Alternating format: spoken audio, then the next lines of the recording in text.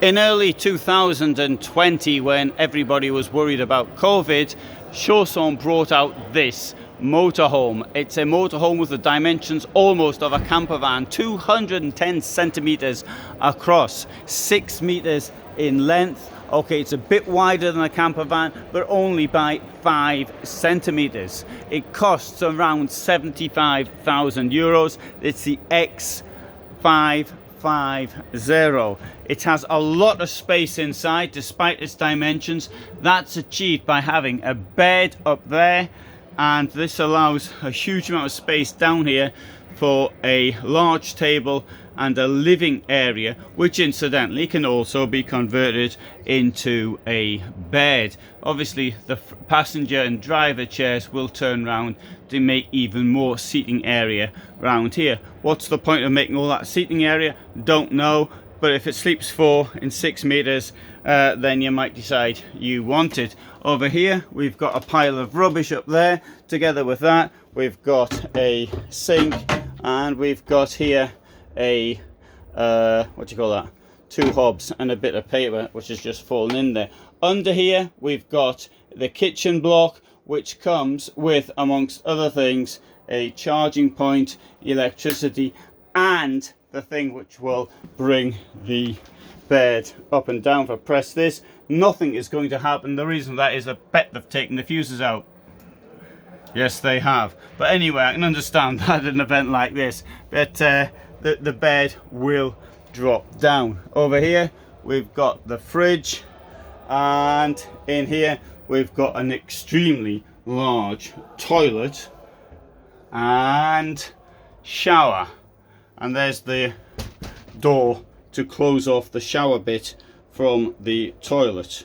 Although I think this is completely pointless. Just look at the track. I mean, what's the point of that? I suppose, okay, it closes the toilet off, but anyway, whatever, I can't see the point. But anyway, here we've got a nice big mirror, and in there a bit of storage area. In fact, this is really a dressing area, because if you leave this open like that, there you go, so closes in like that. You've got your wardrobe there, and you've got your bits, your socks and your underpants and other things that can be there. I think that's very clever.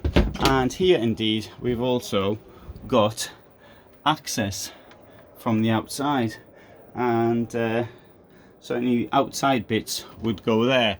Obviously don't get space for a bicycle, but in a vehicle of this size you can't really expect one. Now friends of mine were saying they were thinking of getting something like this.